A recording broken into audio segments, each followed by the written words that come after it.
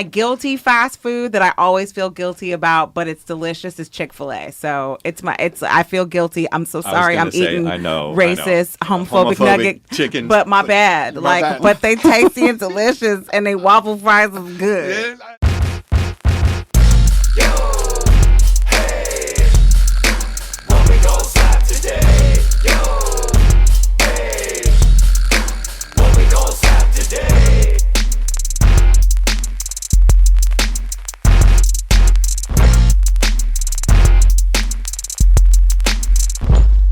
So if you are joining us, thank you so much for listening to our two-part series on the unhoused crisis, specifically focusing on Los Angeles proper. We are very, very privileged to have a very special guest in our studio today. In the studio. Yes. Yeah. And Rick Barrio-Dill and myself, Maya Sykes, will be discussing at length these talking points with the revered Miss Genevieve Riutort. Yay. Thank you for Thank being you. here. Yeah, Thank you so much. Thanks for So, what does Miss Genevieve do? You must be asking. I will tell you. Genevieve is the president and CEO of the Westside Food Bank. She's also on the board of the westsideshelter.org. She is the president of the Westside Food Bank, and she's going to talk about what the Westside Food Bank specifically does in Los Angeles and how you, the person listening to this, especially if you live in Los Angeles, what you can do to help this growing crisis. So thank you so much, Genevieve, for being with us today. Thank you so much. It's my pleasure and my honor, and I'm always happy to share about the work that we're doing and how folks can get involved, because it feels great to help. Now, let me just ask right away, what does the Westside Food Bank specifically do in Los Angeles? So Westside Food Bank is a food bank warehouse. We're like the wholesaler in this equation. We have a big warehouse where we get truckloads of food that we both purchase on the wholesale market and also get donated. And then we process that food. I mean, we don't do much, but we to process it. I mean, I was going to say you do a ton, but yes, we do many, many tons. Yeah. In fact, about 5 million pounds of food a year. Wow! But that food is distributed to local people in need through our network of member agencies. So we have about 60 member agencies that we work with, as well as 5 direct service programs. But the vast majority of our food goes out through partner agencies. So people don't walk up to the Westside Food Bank to get food. We distribute it through other agencies and their food distribution programs. Very cool. And once it gets to the other agencies, do you have any kind of sort of purview, or do you have how much is supposed to go where? And Oh, yeah. Everything is tracked, to the ounce. So we track it when it comes in. We track it where it goes. We can tell which agencies are taking which food items. And because we really focus on nutrition, we want to make sure that the people who are eating our food day in and day out are getting the wide range of nutrients. So we can track how much is high protein, how much is fresh produce, what are the dairy items. We know exactly what's going out and exactly who it's going to. That's the key too, because it's not just food; it's got to be good food, food that's good for you. Well, and that forward push for nutrition is getting harder. I was just looking at what inflation is doing to donations across the board. So, what are ways that just the layperson could be helpful to your organization? Well, there's so many ways to help. First of all, just, going to our website, which is wsfb.org, like Westside Food Bank, and that's the best way to keep up with us. You can follow us on social media, but we need help in many ways. Obviously, cash donations are fantastic.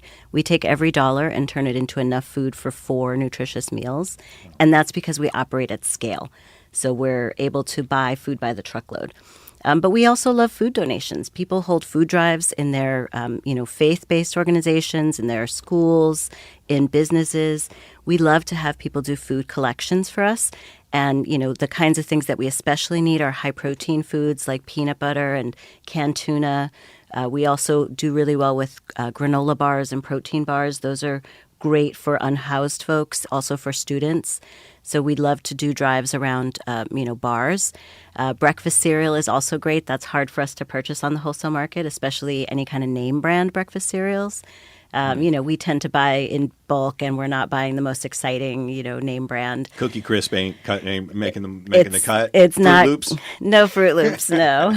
And I think also for kids, if you want to get your kids involved, money doesn't really mean that much to kids. But if you tell them we are going to buy some food that another child is going to eat, and they wouldn't have this food otherwise, I think a kid can really understand that. Right now, there is a push that all of your dollars are matched in something called the Phantom Dinner Challenge. Now, can you elaborate? Because I don't want to mess that up. Absolutely. Yeah, So what we is call it the Phantom Dinner because instead of having a big fancy gala where we go to a hotel and have a rubber chicken and all of that, we've all been to Rubber those chicken. events, right? And have to listen to a bunch of Yeah. boring speeches and, you're pressured to buy something at the silent Bunch auction. of shitty bands. Yeah. So we do not do that because we all know that it costs a lot of money. It takes a lot of Yes. energy. And we are busy. We're busy getting all the food out. So we invite people to stay home with their families and eat a beautiful meal with their families and support the West Side Food Bank. And because of a generous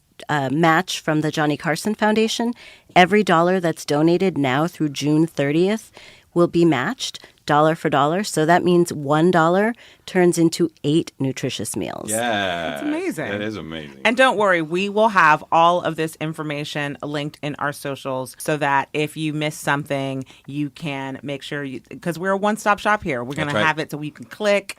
We Yep. got you covered. So I want to talk to you directly about your involvement with Cornerstone Theater Company because that is near and dear to my heart, mainly because I was in a play about teaching just the world about the Muslim faith. I was specifically in a play that was directed towards diversity and teaching people about all of the different ethnic groups and their religious affiliations in Los Angeles. So I was in a play about a cousin coming to visit his Muslim family and learning about the Muslim faith. And coincidentally, our flagship episode, our guest is in a movie about this very same subject, which, I mean, what are the odds? Yeah. So I love it. Kismet. yeah, I love it. And also, just because Rick is a bass player, content creator, I'm a singer, content creator, what are things that the community is doing to showcase elements about this? Cornerstone.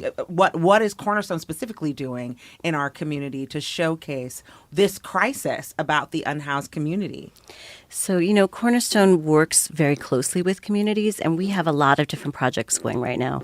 So one is down working with the community down in San Pedro, talking about the issues of housing, how housing is getting more expensive, how it affects people's lives, the kind of challenges that people are going through. And the way that we do that is by working in the community. So before a play ever even happens, Cornerstone actors and directors are working with the community, hearing their stories and learning from them about what's actually happening, not just from people who live there, but also going to council meetings and learning from the elected representatives and really trying to get a whole 360 view of what's happening in the community.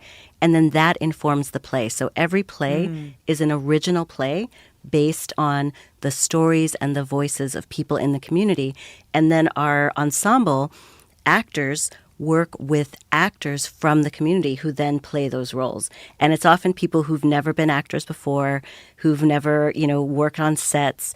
And so we give people an opportunity to experience theater from the inside out.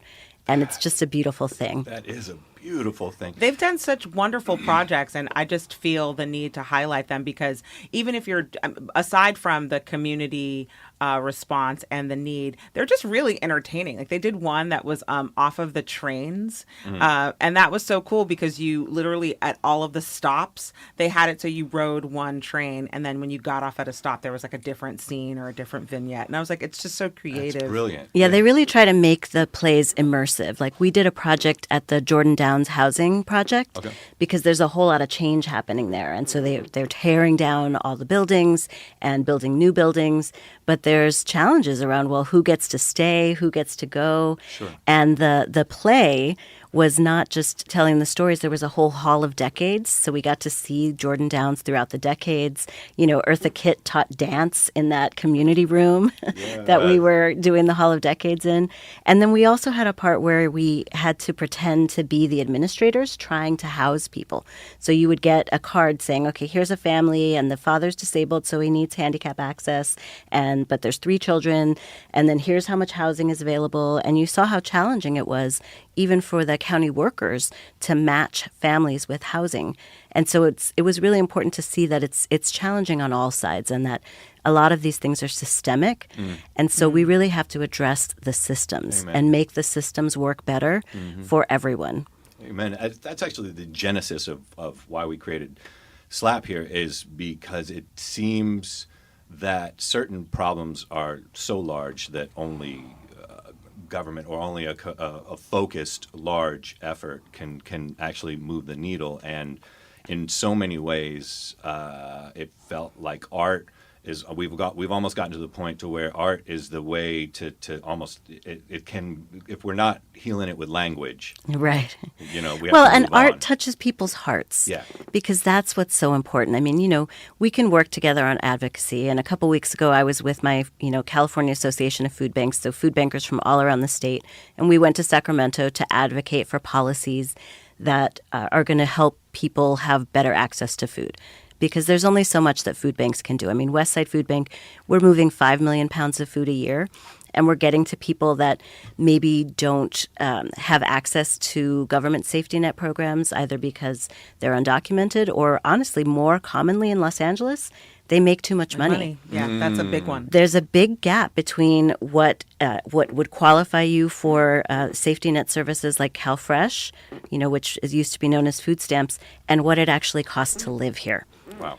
And so we're meeting that gap, but we can only do so much. Sure. Policy makes the big difference. Policy that makes better access to food. That's why we have to meet the immediate needs of the community by saying, look, everybody needs to eat every day, so we're going to get you good, nutritious food day in and day out. But we also have to work together to create a world that doesn't leave so many people out. And I think that art has a big role to play in that. Cornerstone Theater Company did a play at Westside Food Bank, and the food bank was literally, our warehouse was the set. Yeah. And so it was about volunteering. And amazing. The audience members, while they were watching the play happen, and at first you couldn't tell who was an actor and who was an audience member, because everyone was assembling sandwiches and bagged lunches. That's amazing. And at the end of the play, we had 250 bagged lunches at the end of every performance that we brought to one of our agency partners that helps unhoused folks.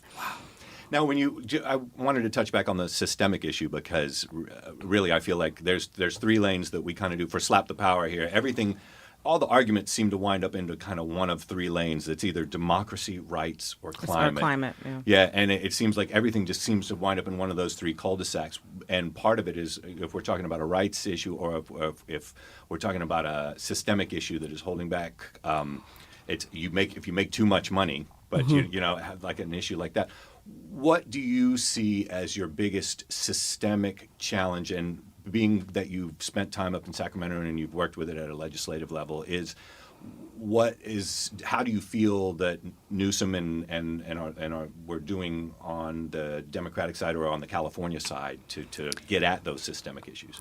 Well, California is actually a leader in this area, and I feel really lucky to live in a state like California. And, because of advocacy, we now are one of a handful of states that has universal free lunch for kids in schools. Yeah. I mean, there are still states in this country where if a child doesn't have enough money, they will be denied lunch at school, and that is just a crime. That is an absolute crime. Yeah. There is no reason. Richest country on earth, right? Richest country on earth. And, with my Association of Food Bank Partners, I led a panel on lived experience because I also know what it's like to be on the other side of that, to grow up in poverty and to need food assistance. And every single one of us on the panel, 5 of us who all work in food banking now, remember the shame of that free school lunch and the stigma around that. And it was just a daily reminder of being poor. And no child should ever have to live through that. So we're really lucky in California because we won that fight through very hard work and advocacy. But there's still work to be done on the national level. And there's still work to be done regarding CalFresh. because, there's a lot of talk right now about the debt ceiling and, the cuts to some of the programs. But honestly, I just feel like we need to make sure that food programs stay robust, because nobody's going to be in good shape to look for a job, in good shape to go to school, if they're worried about where their next meal is coming from. So we advocate for things like a minimum. We're trying to get a $50 minimum benefit for CalFresh recipients, because there's so much work to do. Sure.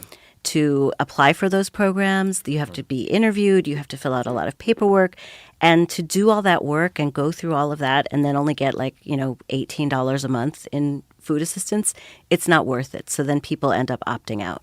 So we have programs, we want to make them more accessible to people. Is the systemic issue, so for you see it more as a national issue probably than... I think so. I think there's definitely work to be done in California, because even though our legislators understand the problem, there's only so many dollars. And so it's important to kind of keep it front and center. It also seems like there's more of a push to make this stratification between the poor, to showcase the deserving poor. I'm going to put it in that. This notion that there are people who are poor because they deserve to be, so they shouldn't have access to the same services, and that this weird faux morality that has been instituted in some of these policies, I feel like has derailed a lot of them at the national level. How do we change the face of what hunger looks like? Because it still seems like it's being stratified in this deserving poor categorization. I think it's storytelling. Right? It's art, what we've been talking about, because I think even at food banks, people often have a misconception that most of our food is going to unhoused people. Yes. That is not the case. Exactly. 90% of West Side Food Bank's food is going to people just like you and me, people who, have jobs, who are parents with children, often two working parents in a home, because the cost of living is so high. So when I talk about the fact that that nurses need help, that teachers need help, that gig workers, the person driving your Uber, all kinds of people need help. And when you look at the line... Musicians. Yeah. I've had so many musicians that had to rely on food banks in the last 4 years. Absolutely. Even one of the legislators told me that she relied on food banks while she was campaigning because she wasn't working. So it really is going to people who, and everyone needs food. Everyone needs to eat. I think we have to remember to be empathetic. There's a lot of talk right now about, people, what we call ABODs, able-bodied adults without dependence. And, they want to make it so that people over 50 have to work in order to get food benefits. And most people want to work. I think there's this misconception that people don't want to work. Yes. But it is hard. And the older you get, the harder it is to get jobs. Especially here with lack of transportation options. Exactly. It's almost impossible. And let's be honest, it's gotten to the point where it's not a good faith argument. It's not that they want the work requirements for people. They think they're hurting the most disadvantaged. The most disadvantaged yeah, people. Taking the money from the people that need it the most. It almost seems like it's gotten to the place where cruelty is the point. A lot of these policies do really feel cruel. Yeah. Denying people food is cruel. Because it's not the work requirement issue. Because again, you can shoot holes in a lot of that. There's people that can't, like you just said. There's people that just simply can't work, and most people want to work. That's not the issue. I think it's just it becomes an economic. Right. Issue. And, there's very little fraud in these programs. People talk about, that there's the one case of fraud and then it gets blown up.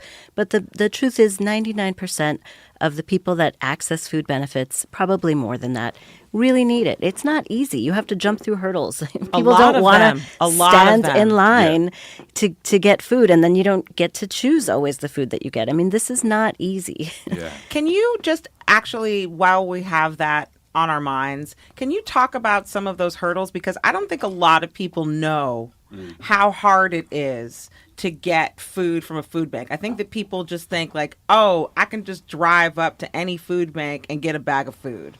And I really think that blowing the misconception off of this goes to that minutia. Yeah, I mean, I think we do everything we can to reduce barriers. So we want people to feel welcome, and all of our member food pantries. And I try to make that distinction because most often a food bank is like us, where we're a big warehouse and we don't serve the public directly. Whereas a food pantry is what most people think of Yes, as a food yes. bank. A food pantry is where an individual or a family can go and get free groceries. But often, they have limited hours. 90% of our food goes out through 25 food pantries. And out of those 25, 20 of them are entirely volunteer run. So it's typically something like 3 75-year-old ladies in the back of a church, or a handful of volunteers. And they're working really hard, but they don't always have the capacity to have what we call a choice model. So often they're pre-bagging food. And so the people who get the food, they're getting a pre-packed bag that may or may not be exactly the foods that they want. And there's often limitations. So sometimes you can only come once a week, or you can come once a month for certain items, the higher protein items. Some pantries limit that to once a month. So there's all these different rules. I would say most of our pantries don't require any paperwork or proof, but most people who show up at a pantry need that assistance. And especially during COVID, we really worked hard both to protect the workers, to remove some of those barriers. But I think, a lot of people come and they have to carry this food on the bus. Yes, exactly. So they're limited. Maybe if they're an hour away from home, they may not be able to take frozen items because there's a food safety question there. Sometimes people don't have bags. And, that's one of the things that sometimes, some of our pantries struggle to provide bags. People are walking. Older people who may be limited in their mobility are trying to carry heavy groceries back. Even at the Veterans Administration, where we do a weekly food distribution, there are some veterans who live in housing that's kind of like up the hill. And it's hard for them to carry the groceries up. So we just started a pilot program where we're getting volunteers to bring little wagons and help bring the groceries up the hills for the vets that struggle with that. So even if you're, only 100 feet away from where the food is being distributed, there might be other barriers. Right. And for places like CalFresh, you do have to go through a whole lot of hoops, and a lot of people get denied. Oh, so absolutely. These pantries have become even more vital in this time. Definitely. And I think that there's also there's a lot of stigma around that. Yes. And, I was a CalFresh recipient, 20 years ago when I had young children and I was going through a divorce and a transition. And I was actually denied in California because at the time I had a car. And thankfully, through advocacy, that's no longer a barrier. But at the time, I was literally a pregnant woman with 2 small children, and I was denied benefits. And so now we're trying to make it easier. Like, one of the things we're advocating for is during the pandemic, people were able to apply over the phone. That's amazing. And now they want to take that back and make it so people have to go in person, which is really hard. I mean, a lot of low-wage workers, they don't get sick days. They don't get paid time off. If they miss hours of work, that directly affects their ability to support their families. What would be the reasoning for making them have to do that or walk that back? I'm not sure. I have a hypothesis. I think that, no, I really do. And I think that it comes down to the same Republican-backed policies that were saying voter fraud was happening because people now had the option to do mail-in ballots or drop off their ballots. In Republican states, I understand that, or whatever. With But us they're having a Democratic supermajority. But here. again, we forget that in California, the only thing that makes us Democratic is Los Angeles and San Francisco. Everything else in between, like, Yeah. Well, and these programs are administered on the county level. Yes. So it's county by county. It's county that by makes county. sense. Yeah. And depending on how your county decided to act that year. Sure. Yeah, there are definitely some Yeah, so I think that, it's a time of transition, and hopefully we can make it easier for people to access benefits. I mean, one of the things that we also do is we work with our pantry partners and the county to have county workers at pantry sites to help people sign up so that, we can make it one less trip that they have to take. And we do have to admit that there is, especially through COVID, the unhoused population grew exponentially, it seemed like, and you really saw Yeah, for the first time. we're seeing it in what this neighborhoods was. Yes. that we never saw it before. Exactly. Yeah. And because of that, so I think that another thing is that people aren't understanding what it means to be unhoused in this climate today. All they're seeing is a rise in areas where you never had it. So it's almost like that stigma against the unhoused is growing just because now they're an inconvenience in your neighborhood. Exactly. So and there's safety issues, Yes, and there's legitimate safe- safety yes, issues, fair, and I fair. understand those concerns. And what we're seeing is that there's an incredible rise in senior homelessness, Yes. in family homelessness. And I think, people wonder, well, what happened to all that, Measure H money and the Measure HHH money? And the problem is we're getting people off the street, but not as fast as people are becoming homeless. And so we're trying to stem the tide. And right now, I am really, really concerned because people think that COVID was the time of the emergency, and that is actually not the case. People had more resources during COVID. They had extra unemployment benefits, there were stimulus checks, there was extra supplemental benefits in CalFresh, there was an extra earned income child tax credit. Now all of that is gone. The crisis is now. The crisis is now. This past couple of months have been the highest in Westside Food Bank's history, 42 years of distribution, and I've never distributed 500,000 pounds of food in 1 month. But the rent moratorium ended a month ago. and Exactly. So people are going to have to pay back rent. I mean, we just had a Meals on Wheels West client who owed $60,000 in back Stop rent. it. An Wow. elderly person who is about to get evicted, someone who gets their meals delivered, and then they also get groceries from Westside Food Bank along with that. And thankfully, we were able to intervene through the Westside Coalition Network to help that person, but there's thousands more like that. I think about someone like me, a single mom with 3 young children, like I was 20 years ago. That single mom today, she lost $300 per month per child in earned income tax credit last year. And in late March, she lost $300 in extra CalFresh benefits, and she may owe some back rent. So she's She trying to probably raise owes- her family Yeah. with $1,200 less a month in a city like Los as Angeles one person. Now, than she had a year ago. for how, because obviously this was Karen Bass came out, her first thing out the gate was dealing with people suffering through homelessness and trying to get at. It was my understanding that there was money that was blocked up, right? Especially during the Trump years, there was where it was money that was held up, and this was supposed to be flowing through. But from what I'm hearing from you, some of that has actually started to flow through. But the real problem is now it is that we're actually not able to process as much as that is coming through. The challenge is preventing homelessness because we are being successful in getting people off the street, and especially the chronically homeless and folks who've been unhoused for a really long time. The housing first model is really important because it gets people off the street immediately and then provides whatever wraparound services they need. But there are so many people who are becoming unhoused for the first time, and it's just because of economics. And so what we try to do is to prevent people from losing their housing by providing free, fresh, nutritious food day in and day out. And over 60% of the people that access food pantries are repeat clients. So this is a regular part of how they meet their family's nutritional needs, and it's a way for them to not have to spend money on food so that they can spend money to stay housed.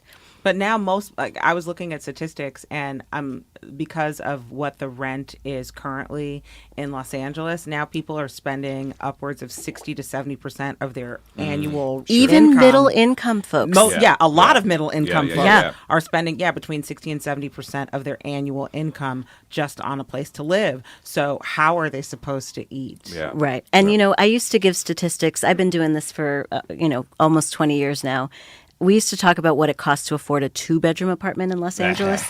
Now we have to talk about what it costs to afford a 1-bedroom bedroom. apartment. Absolutely. And if you are a minimum wage worker, you have to work 88 hours a week Yeah. to afford a 1-bedroom apartment. And if you're a middle wage worker, it's 52. So even at a good middle wage salary, With a job. with a job, you got to work more than full time to afford a 1-bedroom apartment. And right now, the statistics for vouchers for housing are you need to get a housing voucher, right? You need to make individual $36,000 and as a family, I want to say it's $58,000. But the problem is that gives you a low income housing voucher where most of the places Is require. it under that amount or over? You have to make under that amount. Okay, So copy, that's the copy. cap, Yeah, okay? copy. So, and then they'll give you a low income housing voucher. The problem is that most of the places that are offering what they're calling low income because of this, it was a statute that was passed a few years ago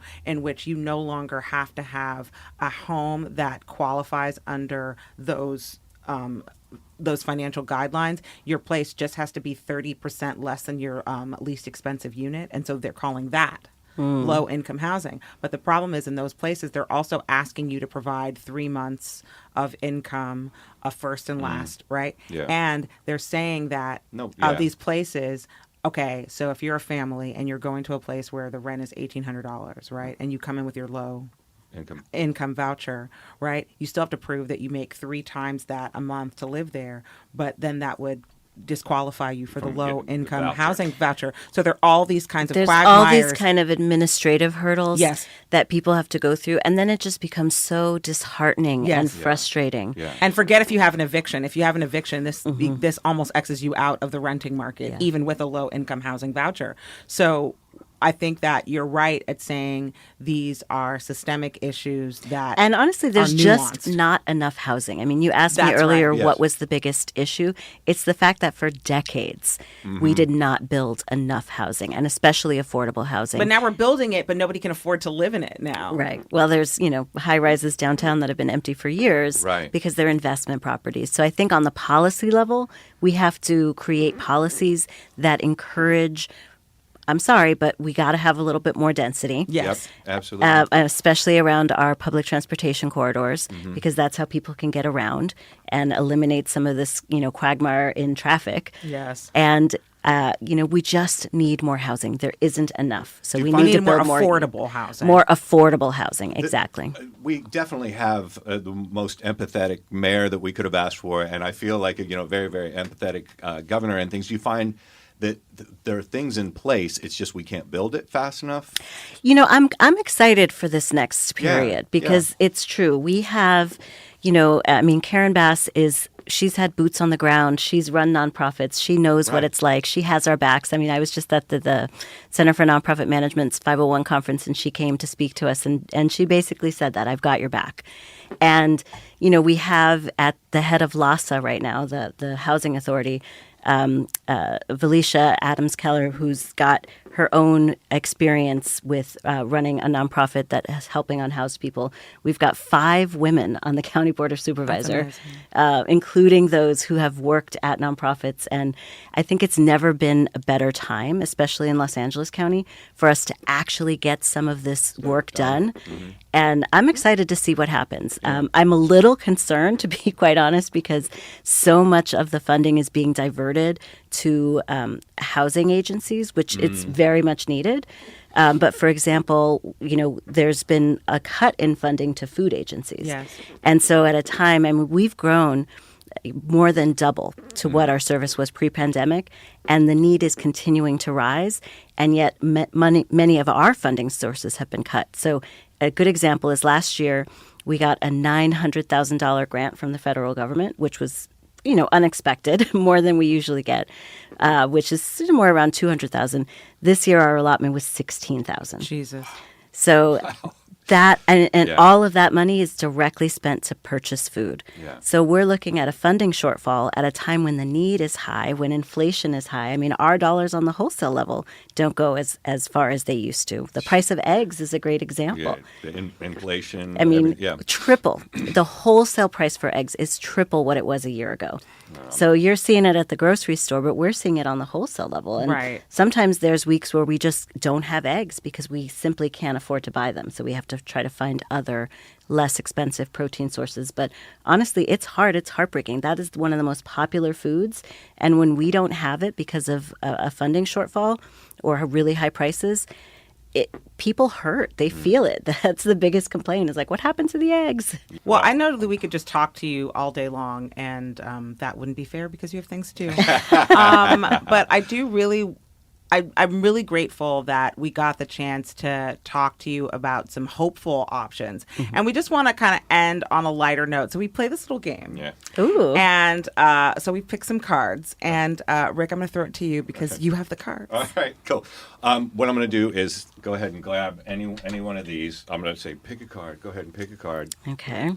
You have the choice to answer that, or you can pass, but you have to then answer the next card that comes up. Who do you think is the most inspirational person alive today? Well, maybe who is the most inspirational to you? I know my answer. Probably, well, I mean, I also started seeing Barack Obama's the latest documentary that he did with his wife and stuff, and you just can't. I mean, I know it's Barack Obama, but I mean, the guy is just legitimately he walks into a room, it's just so inspirational. See, I was going to say Michelle. Well, You know what? Actually, that's what I was thinking of too.